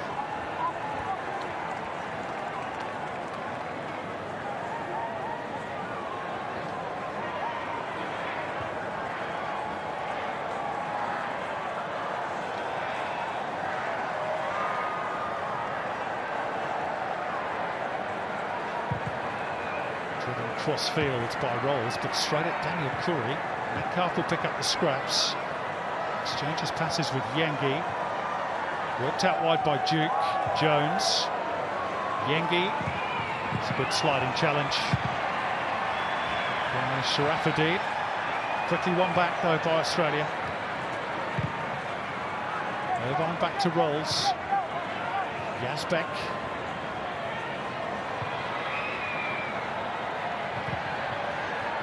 Across the defensive line for Harry Sutar. Australia letting the ball do the work and moving Lebanon around. Metcalf on the right. There are 4 in the box. In comes the cross. Nobody's marking Cassini Yengi. And I don't think he got a shout. He could have brought that ball down, and there were 1 or 2 shouts for handball. Oh, I thought there was a hand in there as well. Turned over by Yazbek. But Cassini Yengi had all the time in the world, and he didn't know it. Yeah. Just thought he may have brought it down on the chest, but didn't get a call. Maybe he was stretching a little. I guess as a striker, you don't expect to have that much time in the penalty area. Metcalf, Jones, Lebanon looked to be visibly tiring, and headed over by Duke at the near post. Nice move. Well, they've moved the ball around well in the last 90 seconds or so, the Socceroos. And here's another look at that. You see both Lebanese defenders getting drawn to Mitch Duke, and he didn't seem to realise, Yengi, that he had so much time and space. And this here looked like a handball on first viewing. I think he's lucky to get away with that one. Gabriel Bitter, and then the cross from Jones. It's an awkward one to control for Mitch Duke. Slightly behind him, I guess. I think we can safely say that this game as a contest is well and truly over, but now it's about, for both teams, and for the Socceroos, it's about, I think people keep asking for, they want this dominance, they want them to put teams to the sword. Well, as a team and as individuals, it's an opportunity now to do that. And they're moving the ball around well. And I'm sure they would have discussed going through this group stage, and Matty Ryan in particular, the clean sheet scenario. They don't want to concede any. And you mentioned it earlier, Simon, for Lebanon, that goal difference might mean a lot going forward. Clumsy foul by Darwich, and a yellow card shown to Khalil Khamis for something said. Getting a little niggly out there. Now, double change for Australia. Cassini Yengi's going to take his leave. Connor Metcalfe as well. We're going to see John Iredale for just his second cap. And another international debut, this time for the Central Coast Mariners, Josh Nisbet, who becomes Socceroo number 642. It has been quite the meteoric rise for the diminutive Mariners midfielder. Macca, take it away. I know he's a big favourite of yours. Oh, yeah, I'm a big fan of him. There's been plenty spoken about his stature, but he's an exceptional footballer, and for mine has been one of the best Australians in the A-League for the past 12 months. So really good to see him get his just rewards, and Graham Arnold reward him. It's slightly overhit by Irvine. And a word on Connor Metcalfe, and particularly Cassini Yengi, who got his first international goal tonight. Look, I think they were both bright. I think they worked hard, got into some good positions. Cassini Yengi obviously getting that goal early on. A little bit of luck, but he was in the right place and reacted well. Connor Metcalfe was probably the Australian player with the most attempts on goal. He got into some good positions, probably lacked a little bit of composure at times when he got there. Confirmation of that yellow card handed to Khalil Khamis.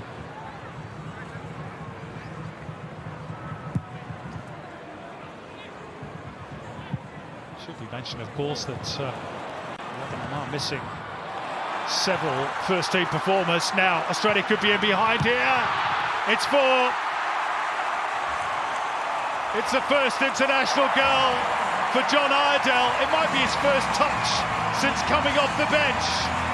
What a moment for the young striker. He dissolves into tears. That's what this means, as his teammates crowd him to congratulate him.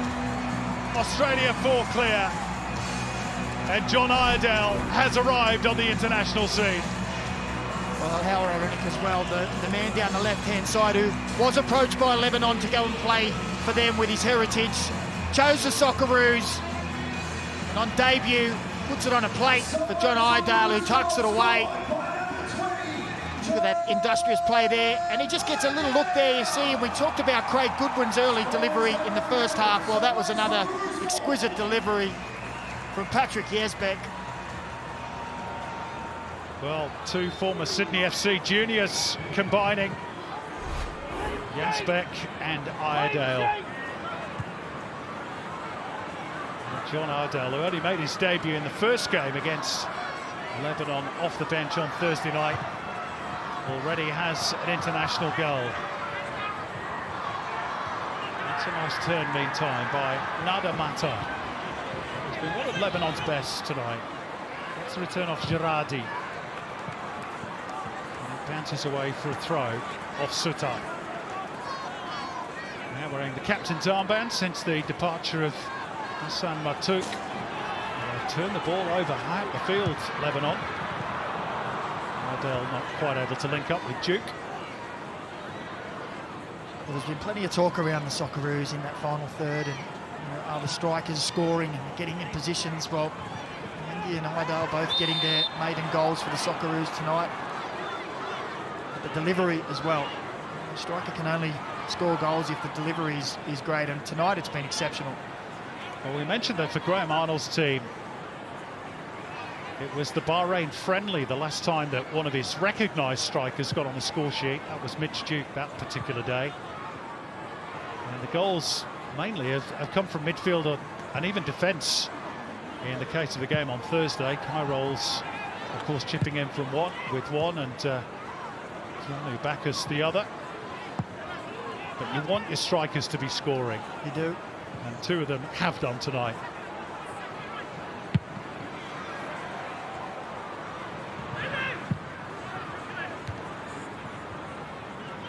I'm sure Craig Goodwin will forgive me if I don't put him in that category. He's a winger.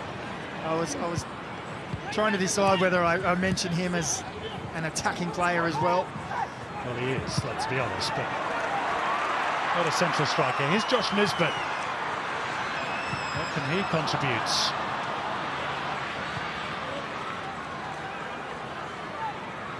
Probably, we're yet to get this confirmed, Macca, but probably the shortest player to ever represent Australia. He's on the pitch with the tallest, along with Harry Sutar. Well, ever since he was called up, there's been plenty of people baying for a photo and asking for a photo of them together. They haven't obliged, have they, the Socceroos? They've kept it quiet.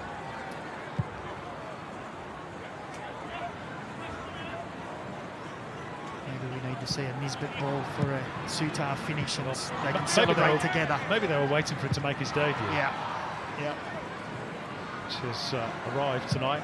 He's done well in the A-League this season, Josh Nisbet. Could be in again here. Australia, good turn by Iredale.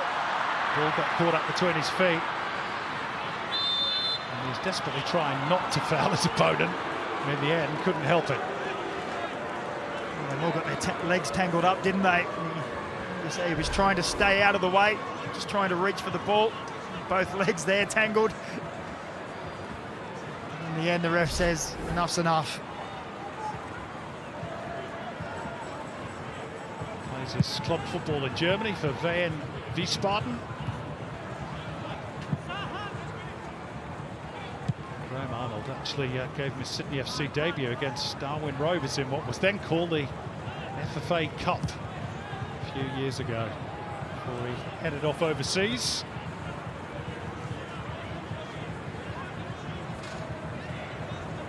He's got that international goal, and they'll never be able to take that away from him. Is there a consolation for Lebanon, perhaps? Cross was partly blocked and swept away by Burgess. And the reset through Nassar. Nassar looked a little tired. Darwich unable to retrieve. Well, they've done a lot of work without the ball again, haven't they, Lebanon? And it takes its toll. 65% possession for the Socceroos, as expected.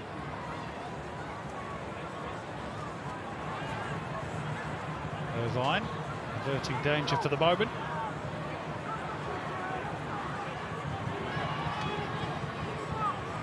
Worked out wide for Kuri.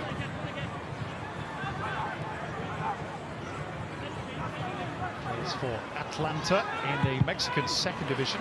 Daniel Kuri.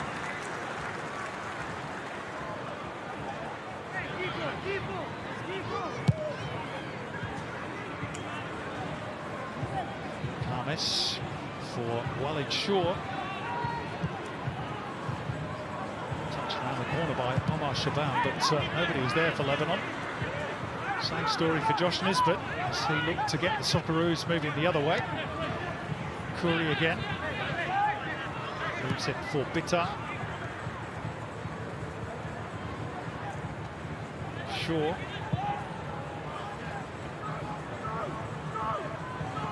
Kuri's done well to keep it alive. He's got past Gethin Jones. High hanging ball which Darwich is trying to reel in. Timed up by Rolls. And a throw in for Australia. Well, he looks an intelligent player, Kuri, doesn't he? On this left-hand side for Lebanon. He caused a few headaches for the Socceroos last time around, and again, showing some flashes of great technical ability. And Graham Arnold will be pleased that his team has not just won the game, which they are going to, but they've actually converted their dominance into goals. It's still like a clean sheet, of course. Bassel Girardi turning into a whole load of Socceroos traffic. Wide for Nassar. Swept away by Irvine. Omar Shaban can't win it ahead of Harry Sutar. Not many can.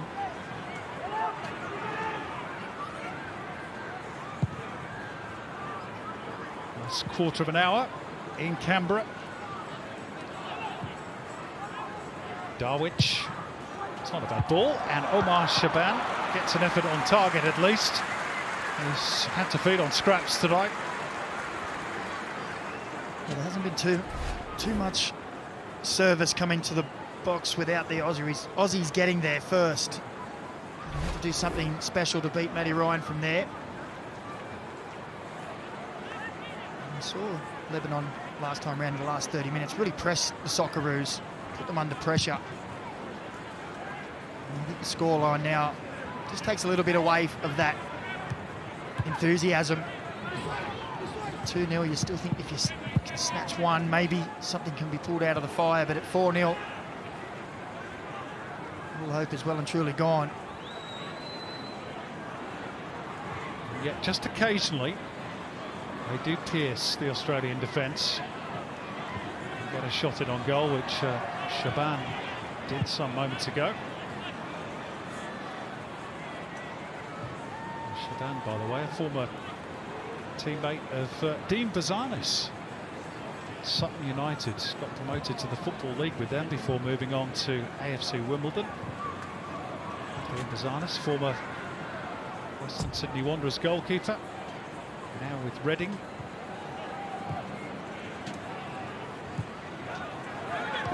Such a small world, the football world, isn't it? Jones. Nisbet. Irvine. That wasn't really there to find Yazbek. Here's Darwich. Driven back by good press by the Australians. Curry's touch. Now a bit of space for Bittar. Wide right is Darwich. This looks promising for the Cedars. Darwich and Bittar got it all wrong. But again, just those little moments. I guess Graham Arnold would be a little concerned about those moments. As you see it unfold here, he just snatches across the ball. Well, we just had the crowd number announced officially here at GIO Stadium. It is 25,023.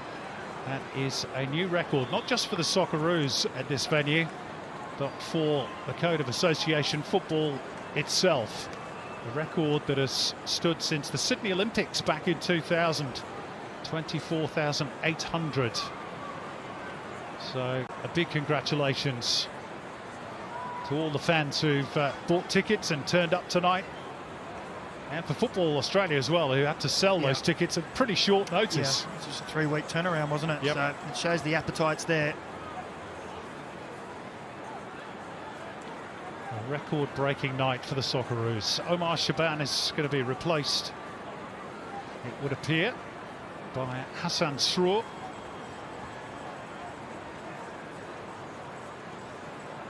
He's particularly keen to go off, Omar Shaban, but it is his number that's been called. So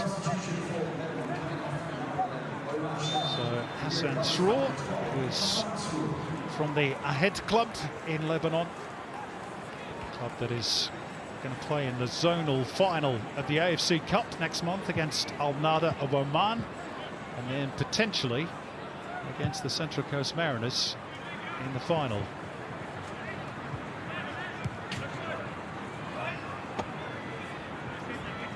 Still with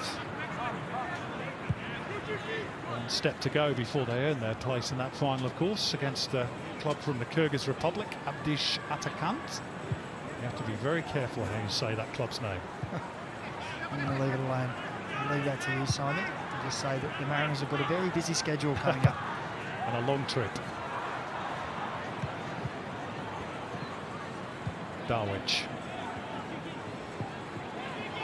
Carmis, fleet of foot to get rid of Mitch Duke.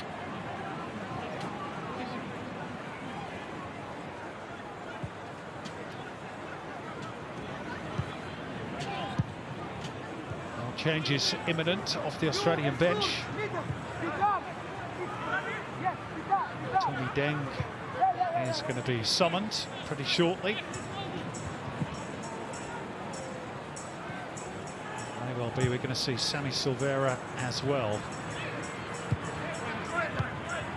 Meantime, Jones, lovely weighted ball in behind for Iredale as runners at the back post, and that touch presents it on a platter for Craig Goodwin, who has a double, and Australia have 5.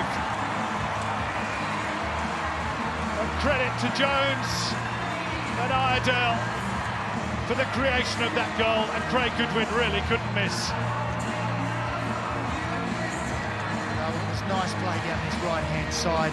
Iredale with a wonderful run in behind. You can see as Jones comes short, keeps himself just onside there, times his run to perfection, has his touch and a little look, and they get a little bit fortunate there as the stretch and the touch from Schwa takes it straight into the path of Craig Goodwin, who is just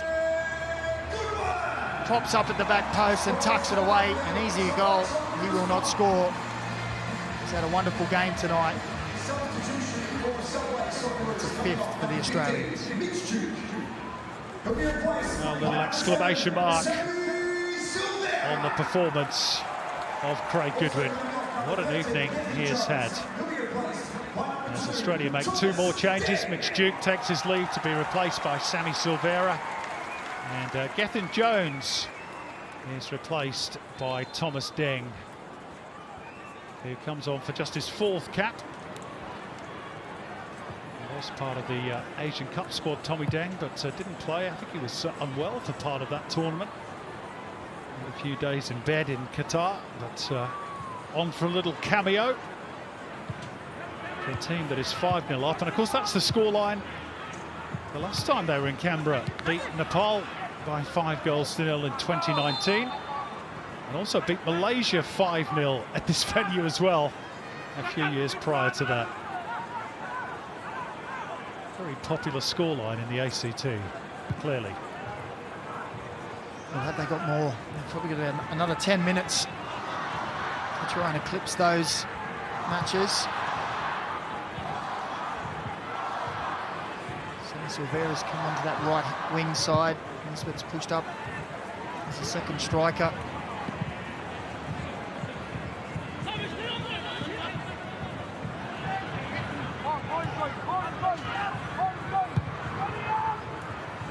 Is it just damage limitation now for Lebanon? They'll keep trying to test the Australian defence. They've been overrun in this second half.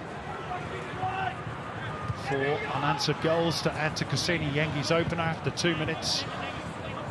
It's made it a very comfortable night for the Socceroos.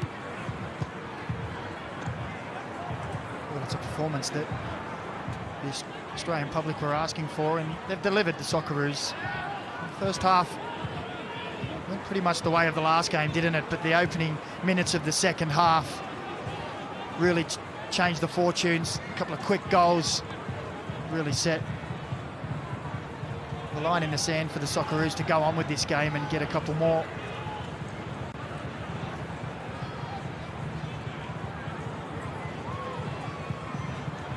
Karmis being hassled and harried by Iredale. It's good enough to get out of that. It's a good little run actually by the central defender. Down the line by Nassar. This is Darwich. Didn't have enough of a trick to get past Rolls. There's Nassar again. It's not a bad cross. Curry was waiting. Sultan was there. Cleared upfield by Nisbet.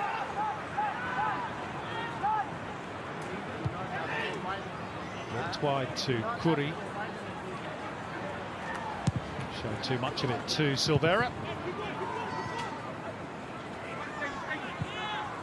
Lebanon are going to make a change next break in play, and it's an interesting one from an Australian point of view as well. Jackson Curry standing by, 21-year-old who was born in the Balkan Hills and is a former Central Coast Mariners academy player. Currently playing in the United States in the USL League One for Tormenta FC. He's about to make his international debut.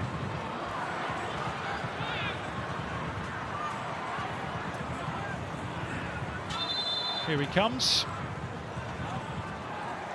As he replaces Basel Girardi. He will become the 4th Australian-born player to represent Lebanon after Buddy Farah, Michael Redder and Yahya El Hindi.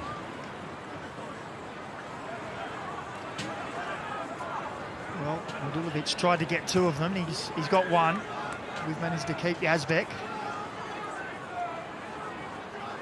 $250,000 claim Lebanese ancestry or heritage in Australia, so it's always going to be that possibility, I guess. His first involvement wasn't bad, but Sutar nipping in. I'm sure a great moment for him as well. Up against his home nation for his nation of descent.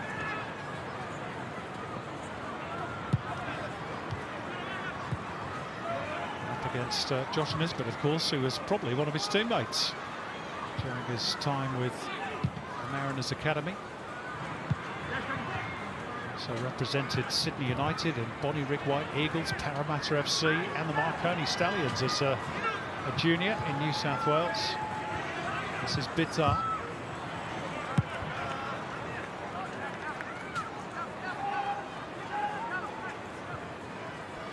No goal for Big Harry tonight, although he should have had one in the first half. Well, he should have. He still has about 6 or 7 minutes or so, but we'll be thinking about that header towards the end of the first half. Put on the plate for Craig Goodwin again.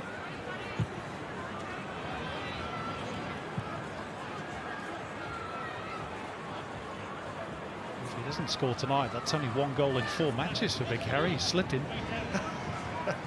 His goal-scoring ratio is going down. Well, is it true if he gets another one, he goes past Mark Viduka? He does. Maybe, yep. Maybe he's got that on his mind.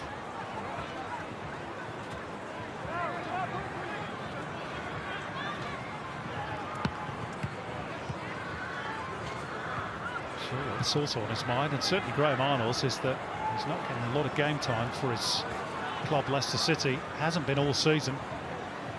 Played only 98 minutes, and there's only so long really that can go on for. Yeah. Oh, it's when you look up before the game started when his contract actually finishes with Leicester. Just broke off because Silvera is offside. Continue, Macca. Well, I didn't get around to it. I wanted to know when his contract finished at Leicester, if it's at the end of this season or if he's going to have to try to force a move out, because it can't continue where he's not playing week in, week out.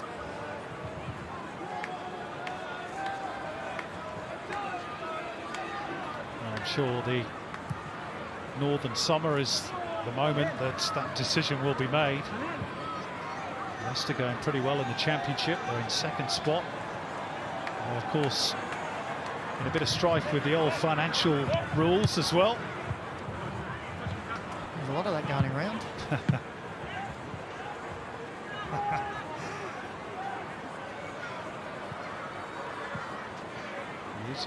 They plan to sue the Premier League today, Leicester. Really? Yeah. That's the rumour. On what grounds? But they don't agree.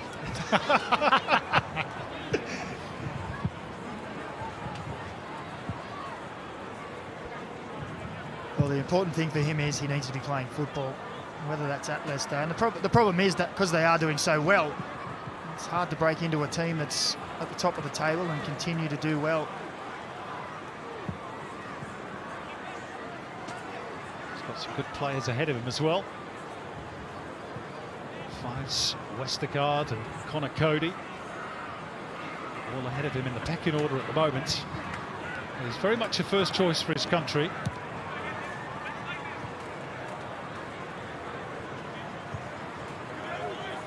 Deep into the last minute of the 90. Australia just coasting towards the finish line. Maybe a cherry on top to come. Here's Goodwin on a hat-trick, of course. It's going to be a goal kick. Australia wanted a corner. Man of the match for you, Macca? Yeah, it has to be, doesn't it? The game has petered off a little bit towards the end of the match, but he's had a hand in most things that have gone well for the Socceroos. Right from the very second minute, that ball to Cassini Yangi really just set the tone, didn't it? 2 goals, 1.5 assists, I guess you call it. He got the ball rolling along with Cassini Yangi after just 2 minutes. As we move into stoppage time.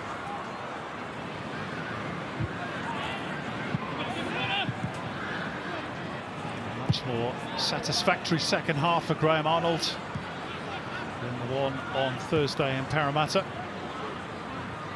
We'll be very happy with the second half display in particular. As we said, the first half they controlled the game but didn't really kill off Lebanon as they did last match out, but this one, the opening stanza of the second half really changed the complexion of the match. They got their goals and made it comfortable, and then they've been able to just move the Lebanese around and work some nice goals.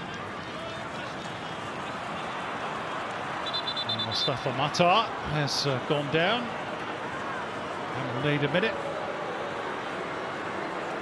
Not the first time he's dropped to the turf tonight. I think he went down from memory a couple of times in Parramatta as well, which is why he's getting precious little sympathy from the crowd here in Canberra.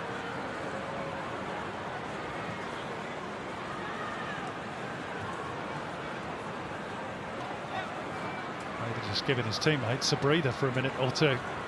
Graham Arnold looks nice and relaxed. Miodrag Radulovic will have the likes of Hussein Zain and Qasim Al Zain, the Melki brothers, Roberts and Felix, Hilal Al Helway and Sunni Saad, all back, he hopes, for those crucial games against Palestine and Bangladesh in June. But really, they've been outclassed tonight. Well, they have.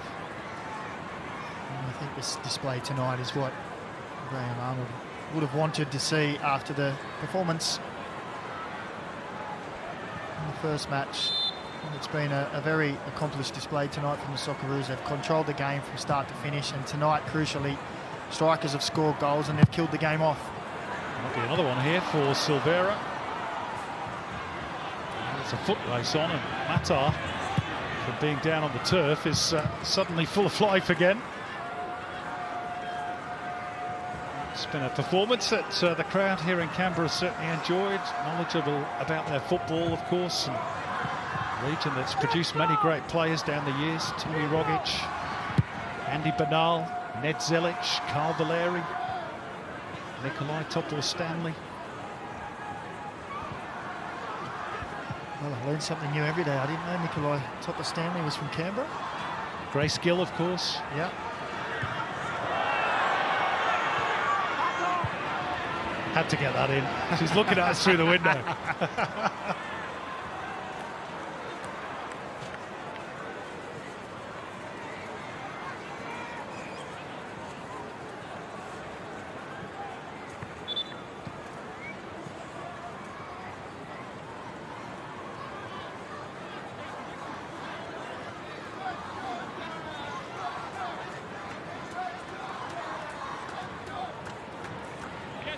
Tommy Deng's throw.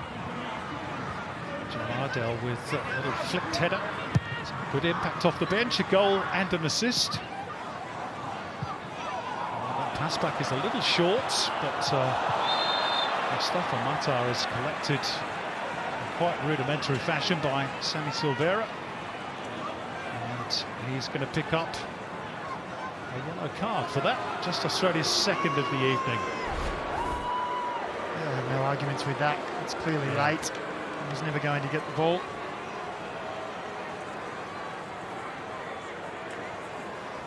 I think he thought the same.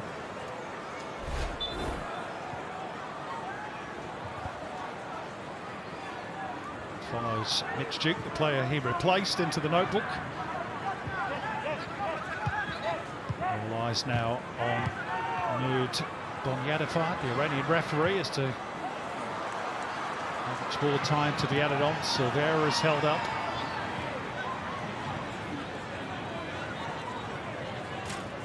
Hassan Srour.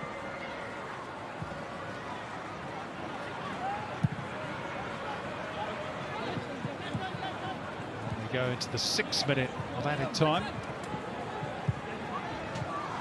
Another Matar, who playing pretty close for Lebanon with that lovely strike that hit the bar. Darwich.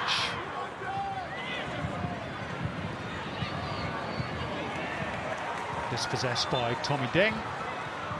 And the referee says that will do. A super performance by Craig Goodwin in particular.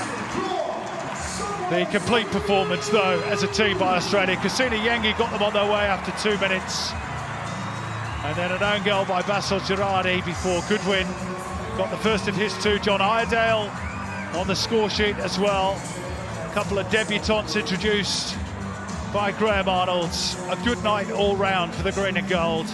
And qualification for the final round banked for the Socceroos in front of this record crowd here tonight in Canberra. It's another win by 5-0. Their third in 4 internationals at this particular venue. Lebanon competitive last Thursday in Parramatta, but in the second half in particular outclassed here in Canberra. Full-time scoreline: Lebanon 0, Australia 5.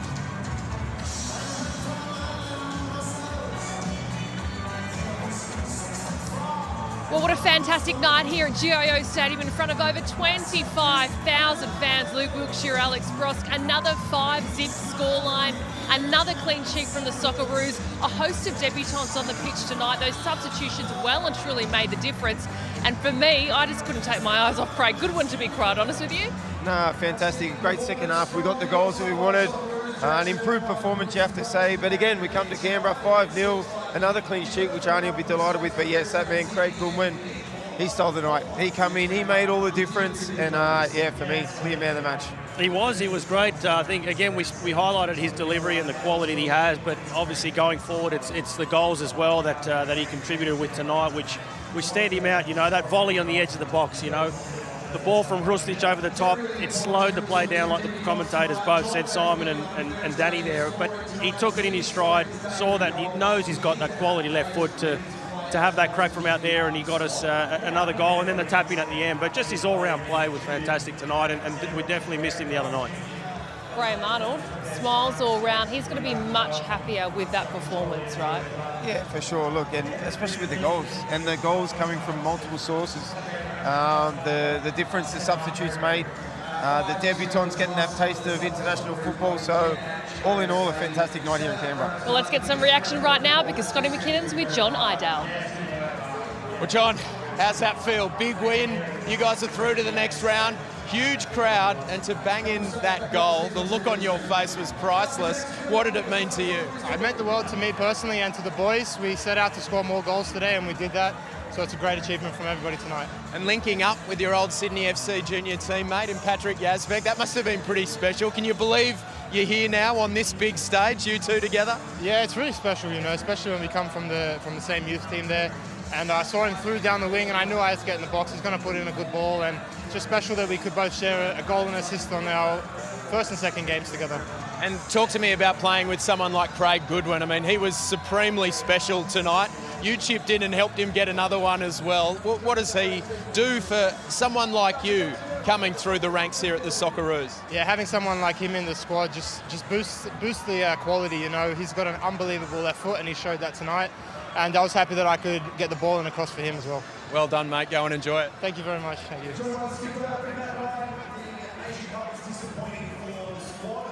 A fantastic performance from John Iredale, a goal and an assist this evening, but overall, what a performance from the Socceroos. 5-0 against Lebanon, and yes, they have booked their spot in the final round of qualification to the 2026 World Cup, because that, of course, is the goal. We're off to a short break. Do not go anywhere. On the other side, we'll catch up with Craig Goodwin. The Socceroos get it done against Lebanon here at a packed house at GIO Stadium.